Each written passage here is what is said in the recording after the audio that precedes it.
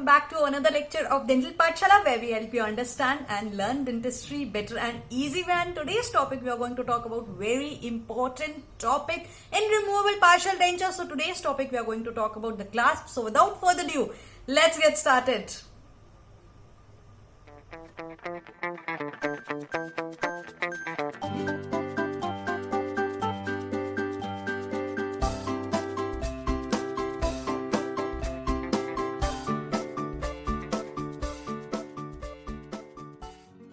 Guys, welcome back. In this video we are going to talk about the clasp. What are the clasp, what are different type of clasp, and a little bit about information about the clasp, like which clasp are you going to give in which situation. So first of all, the direct retainer, we have the clasp which is going to retain, right, which we have covered in the last video. Now coming to talking about the type of clasp, so we have two different type of kind of clasp. One is the circumferential clasp, the other one is the bar clasp. Now the difference between them is that circumferential clasp is going to cover the circumference of the tooth. So the circumferential clasp is going to be like this, circumference. And the gingivally approaching, the other one is the bar. See, bar, as the name suggests, there is going to be a bar. So it will come from the gingiva. So this is a kind of a gingivally approaching, or we can say the bar clasp. So the circumferential clasp is going to encircle the tooth. More than 180 degrees it is going to encircle or cover the tooth, right? And the basic kind of retention is from the buccal, and the reciprocal arm usually, see, there is a difference, variation, we are going to talk about it. But usually what we do, we have in the previous video, we have covered the retentive arm and the reciprocal arm, right? So the retentive arm usually we place on the buccal aspect. But few exceptions are there. I will tell you all about that. So, and the reciprocal arm usually we put it on the lingual side, right? And so the circumferential clasp has a pull type of retention, right? And the bar clasp has a push type of retention. So talking about the circumferential clasp, so we have the cast circumferential clasp. Cast circumferential clasp are the clasp which we are going to do. We are going to do the wax up, and then we will proceed with the casting procedure, right? So we will do the wax up like this. So cast circumferential clasp, basically it is made up of, we are doing the wax up, then we are doing the casting. So talking about which scenario we are going to use which type of cast circumferential clasp. So in the cast circumferential clasp, we have the simple circlet, reverse circlet, multiple circlet. These all three are the circlet clasp. Then we have the embrasure clasp, ring clasp, fishhook clasp, onlay clasp, and halfway clasp. Half and half clasp. Then coming about the simple circlet, see, as the name suggests, there it is going to be very simple, right? So the simple circlet is most widely used kind of a clasp, and basically what it does is, see, this is the edentulous area, right? So the part, this part is going to be the distal side of the tooth, that which is contacting the other tooth is the mesial side. As you can see in the diagram, the terminal, retentive terminal of the retentive arm is engaging into the mesiobuccal undercut, right?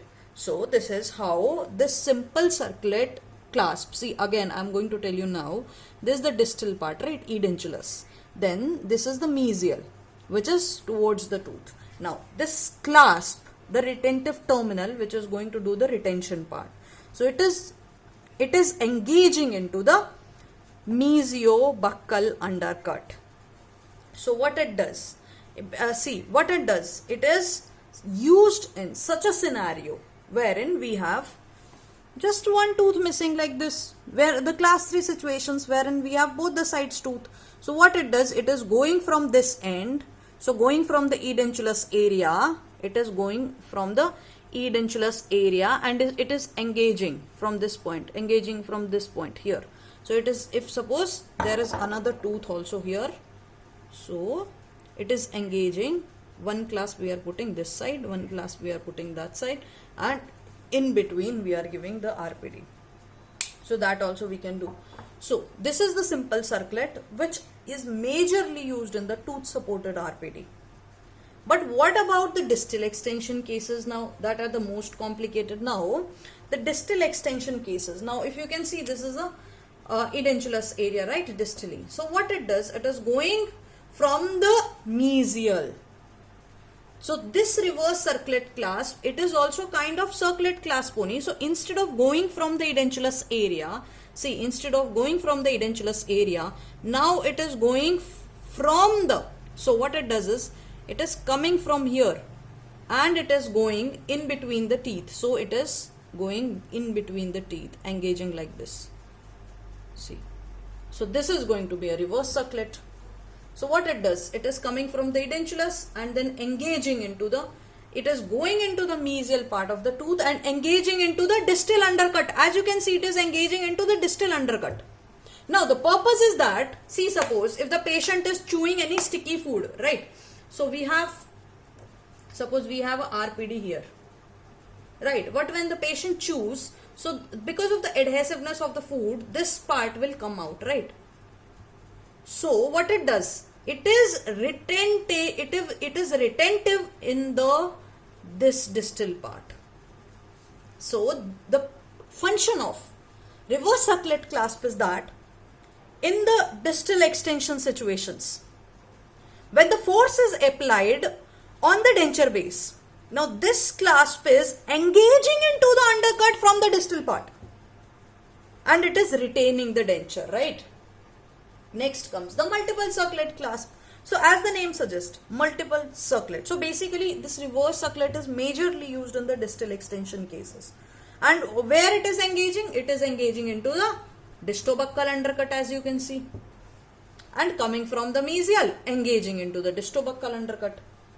I hope that now you guys are clear with the dist undercut, where it is engaging, because this is the most confusing part. Now comes the multiple circlet. So multiple circlet, see, RPD is very easy. Trust me, once you understand the removable partial denture, you will never forget. So coming to multiple circlet clasp. Now multiple circlet, it is involving the multiple teeth, as the name suggests. So these are a kind of two circlet clasp. So basically it is a kind of simple circlet clasp which are placed at the terminal ends. So simple circlet at one end, simple circlet at the another end is our multiple circlet clasp.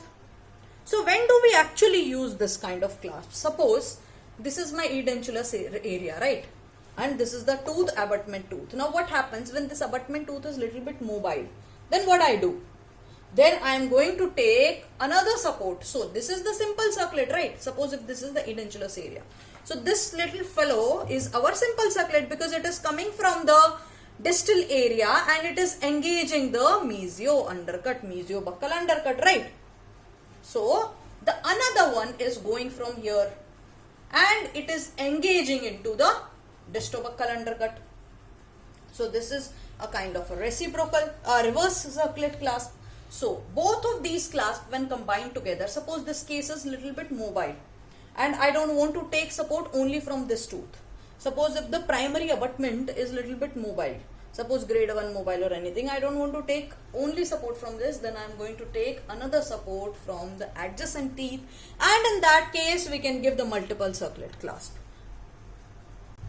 Next comes the embrasure clasp. Now as the name suggests, embrasure, that means it is going to present in the embrasures, right? Now there are two simple circlet clasps which are joined from the body. So one more, suppose here is a tooth, another tooth. Now one simple circlet from this side, one simple circlet from that side, and when it is joined from the body, then it becomes the embrasure clasp, as you can see in the diagram. So occlusal view, it will look like this. So this is an embrasure clasp. Where do we use it? Embrasure clasp we use when there is no edentulous space, right? As I told you, suppose here teeth is there. I told you, no? So because we want two teeth. So then why are we using this? In case we want to give indirect retention. Suppose if I am restoring a tooth here and I want to give indirect retention on this teeth. So both the teeth are present. So where do I have to give the clasp? So in that case, I am giving in the embrasure area. So in case of indirect retention, in case if any modification is present, right, so in case if any class 2 class 3 modifications are there, then we have to give the indirect retention, we have to give the cross arch stabilization, we have to go to the other quadrant. So that case The clasp which we give is the embrasure clasp. So remember this, that this is a kind of embrasure clasp is given for the indirect retention. Next comes the ring clasp. As the name suggests, it is going to encircle the tooth like a ring. So what it does, see, as you can see, it is coming from the buccal end. It is coming from the buccal end and it is engaging. It is coming from here, from the buccal end, and it is engaging in both the areas here, right? As you can see in the diagram. So if you see the occlusal view, then how it will look? Both the sides, mesial and distal sides, both the rest is there, right? So this is a ring clasp. When do we give this clasp? We give this clasp in case of rotation, not tip rotation, actually tipping. Mostly we give it in case of tipping is there. Suppose if mandibular molar, in this case, if mandibular molar is tipped, then this clasp is going to engage. As you can see, it is engaged in the mesiolingual undercut. Suppose this is the mesial side. So it is engaging into the mesiolingual undercut. So instead of buccal side engaging, now this clasp has engagement in the lingual side. And this is the reason I have told you that engagement actually differs from clasp to clasp. This is about mandibular molar. Most of the maxillary molar are buccally tipped, right? So in that case, the tipping, the engagement is the mesiobuccal undercut engagement of the maxillary tipped molar. What happened to those situations in which we have only mesiobuccal undercut present? Now what do? We go from the lingual area and we engage into the buccal area, right? In that case, we give the back action clasp. Now in the back action, this is the ridge, right? Then we are going from the lingual area and then we are engaging into the buccal area. So this is a back action clasp, wherein you are engaging. See, this is used in, of course, this is also used in the mesial distal extension cases also sometimes. But usually what it does is, it is going to engage into the mesiobuccal undercut. So it's used in all those situations. Now next comes the hairpin or fish hook clasp. Now because it looks like a hairpin or it looks like the fish hook. So for all those cases wherein we cannot give the reverse clasp, all those cases where we cannot give the bar clasp because of the undercut. So in that case, we give the hairpin fish hook clasp in case of a distal extension case. So basically, where the distobuccal undercut is present, in all those cases, we give this hairpin clasp. Now in the distal extension cases, of course, now this hairpin clasp is that it requires a long teeth. As you can see, there is going to be a bend. So it starts as a simple circlet clasp, but more like a combination of a C clasp. So what it does, it is going to engage into the distobuccal undercut, right? Next comes the onlay clasp. So onlay clasp is usually given in case of treated teeth. Suppose the occlusal surface, occlusal plane is still here and the teeth are retreated. The occlusal plane of the teeth is below. So in that case, the abutment teeth, we restore it with a onlay and we give the onlay. It is like a crowns. So these are like a crown. But we cannot give this kind of crown in case of caries, because what happens if caries is present, because they are going to sit on the teeth, right? So what happens if caries are present, then tooth becomes weak. So if you are giving the onlay clasp, then every time these onlay clasp are going to sit on the tooth. So there are chances that it may fracture the tooth if the tooth is weak. In case caries is present, the tooth is going to be weak. So we actually not give this kind of clasp in case of abutment, carious abutment are present. Next comes the half and half clasp. So in half and half clasp, a whole of the clasp is actually cut into two half, right? So one end is coming from the direct retainer, the another one from the minor connector. One from the major, one is coming from the minor connector. So it is approaching into the kind of a reciprocal.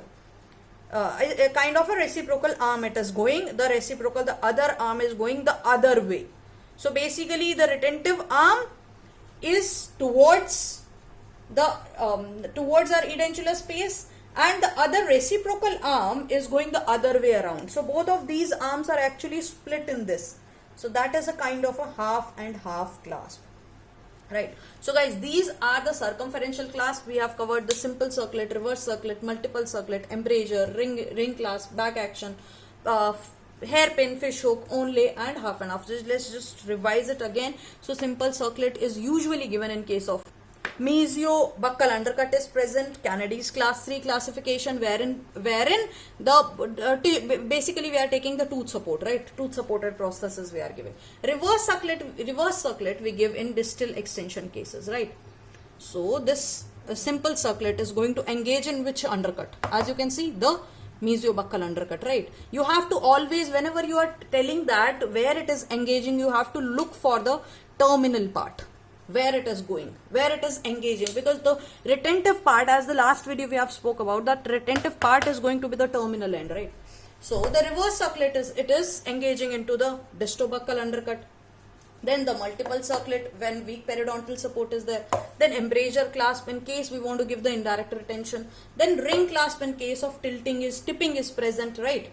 So then the back action clasp. So back action clasp basically where we are engaging into the mesiobuccal undercut. So going from the lingual, and then the hairpin and fish and hook, where any in distobuccal undercut, in the distal extension cases, when nothing else can work, then we give the hairpin or fish hook clasp in case of distobuccal undercut. Then we have the onlay clasp. They are like the crowns only. It is encircling the whole of the, like a crown. It is the whole of the tooth surface. Then half and half clasp. Clasp is divided into two half. So these are the simple clasp, circumferential clasp. So the next one we have are the bar clasp, right? Or we can say the gingivally approaching clasp. So basically these are the vertical projection. We can also call them the roach and the gingivally approaching. So the retention in this bar clasp is basically a kind of, see, the difference between the bar and the circumferential clasp is that because this bar clasp is giving a push type retention, circumferential clasp is giving a pull type retention, right? So, and the bar clasp is giving a push type retention because it is going to engage into the gingival embrasure, gingival area. So this bar, because it is coming like a bar, once we will discuss about the whole the types, then you will understand it better. So basically it is kind of a vertical projection which is coming from the gingival area. So basically they are approaching towards the gingiva. So we have four kinds of bar clasp: T, modified T, Y and I. Based on their shapes of the clasp, we have these four different type of bar clasp. So the T one is basically, let me show you in this. So the T is, it is coming, right, coming from here suppose. So T is T in shape. So this is like a T clasp. Then we have modified T. Modified T, one side there will not be the component. So this is a modified T when the T is cut. Then we have the Y clasp. So basically Y clasp is like this, Y in shape, right? Then we have the I. So if I remove everything, this becomes the I clasp. So these are all the four bar clasp. The T, modified T, then we have Y and I clasp. So T basically approaches, the approach arm extends till the height of the contour in case of the T, at which the retentive terminal leaves the approach arm and basically to engage the undercut. The modified T is without the non-retentive part, right? So there is going to be one finger missing from the T part in case of a modified T. It is not giving a good encirclement, right? So coming to Y, so Y1 is basically used when the height of the contour on the buccal surface of abutment is high, right? So in that case, we use our Y clasp. Then we have the I clasp. So basically I clasp is used in the maxillary canine region where we have the aesthetic requirement. So basically it is used on the distobuccal surface of the maxillary canines. So guys, these are the clasp designs which we have covered. So the circumferential clasp, the bar clasp, the circumferential clasp are the occlusally approaching clasp. So they are coming occlusally. Then we have the bar clasp which are coming from the gingiva, as you can see. So these are the gingivally approaching clasp. So the retention in the cast circumferential clasp is a push type retention.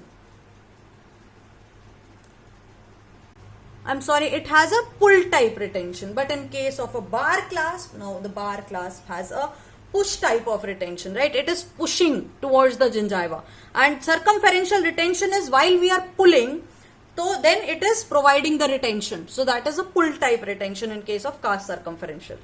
And just because the bar clasp has a push type retention, so if you are trying to remove, it is very difficult actually to remove. But when we are placing it, it is easy to place. So that is the main advantage of a bar clasp. But the main disadvantage is that it is difficult actually to repair. So, and other thing is, see, the circumferential clasp when you are giving, then you need to give proper rest and all. So if it is occlusally high, then it is going to create a lot of problem to the patient, right? And also tooth can undergo calcification, because also tooth can get the caries because of the encirclement, because of the clasp which are all the time lying on the tooth surface. But again, it has good stabilization. Because it is encircling the tooth more than 180 degrees, so this circumferential clasp, they have got good stabilization, right? So guys, this is about the circumferential clasp and the bar clasp. I hope that you guys are clear with both the kind of clasp, which all situation we give which kind of clasp. So this is about the clasp. So if you have enjoyed the video, then give it a thumbs up. Also, you can comment in the comment section below. Now there is a chance to support me on Paytm as well as on PayPal to make free videos for you guys and to make free notes available to you. So guys, till then, keep reading, keep studying, stay motivated. I will see you soon guys in the next video.